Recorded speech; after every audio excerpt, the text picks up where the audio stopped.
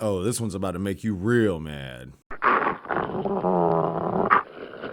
Imagine rushing your grandma into a hospital during an emergency, and the nurse looks at her and says, "Sorry, our systems and computers are being held by hostage by someone named Shadow Reaper 69, but we can pencil you in for later." What did he just say? What the hell? Yes, this is real, and it's happening right now. Welcome to Case File.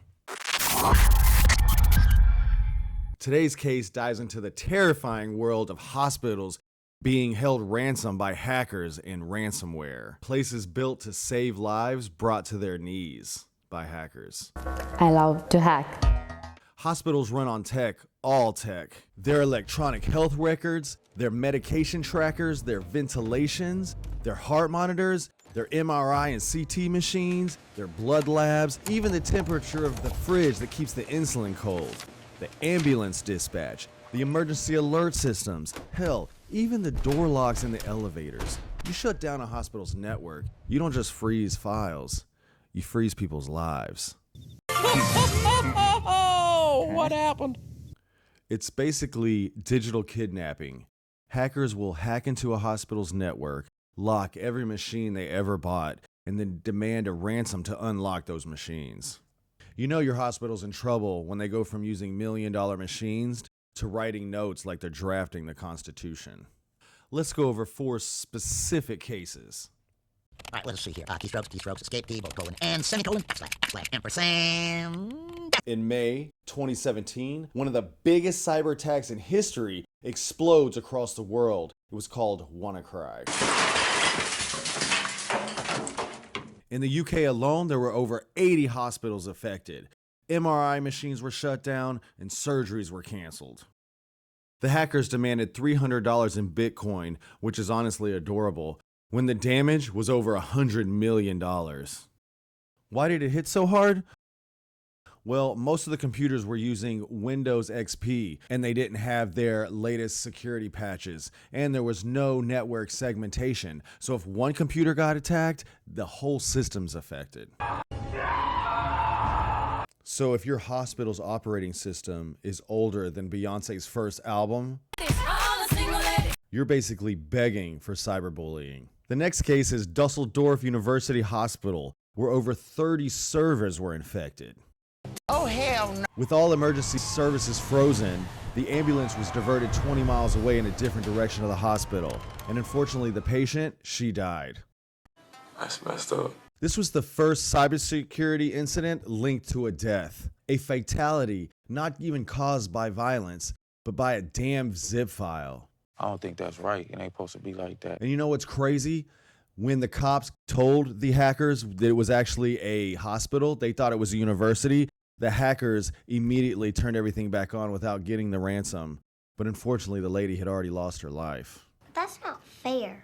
And in May 2021, Scripps Health Network out of California suddenly flatlines. Everything shut down. Medical records, oncology reports, MRI machines, patient portals, email systems. And with all those outpatient clinics restored, people have no other options but to flood the regular ERs. It was a nightmare. No.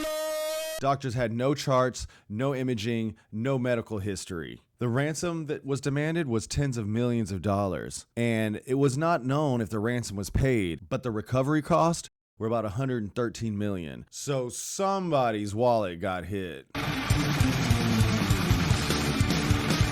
So what was the real impact of this? Surgeries were delayed. Cancer treatments were postponed. Staff had to work overtime with paper charts, like it was 1991.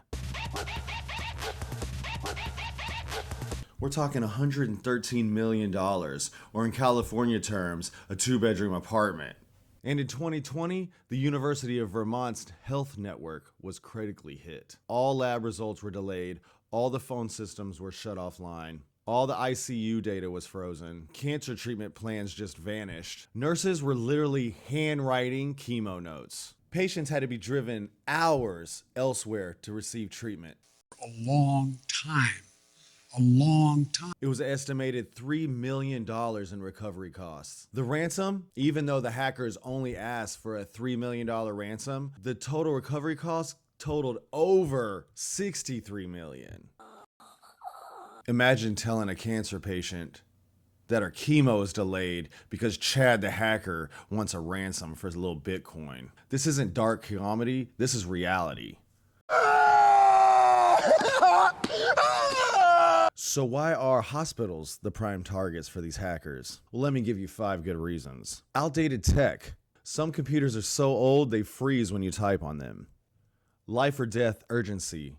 When lives are on the line, hospitals are more willing to pay up. Medical data is like black gold. It's worth 10 times more than credit card data. Flat networks. When one computer gets infected, the whole system gets shut down because everything's connected. Ransomware as a service. Yeah, even hackers can act like DoorDash and order up cyber kits for breakfast. Cyber kits, get your cyber kits here! When hospitals go dark, surgery stops, ERs overflow, cancer treatments pause, ambulances get rerouted, doctors guess without having charts or medical history available at their fingertips. Lives hang on by a digital thread. This isn't Netflix buffering. This is real life buffering, and no one should have to go through that. Hospitals should be the safest place on earth, but instead, they're one click away from catastrophe. So the next time someone says to you, technology's the future, make sure that future has an antivirus, a firewall, and a stressed out IT person named Kyle, because you're gonna need it. I am going to be as paranoid about this stuff as I possibly can. I'd love to hear from you in the comments of ways that we could shut down these hackers. I know you've thought about it. I want to hear about it. Well, thank you for joining me on another episode of Case Files. I'll see you on the next one. Unless I get hacked. There's always a way in.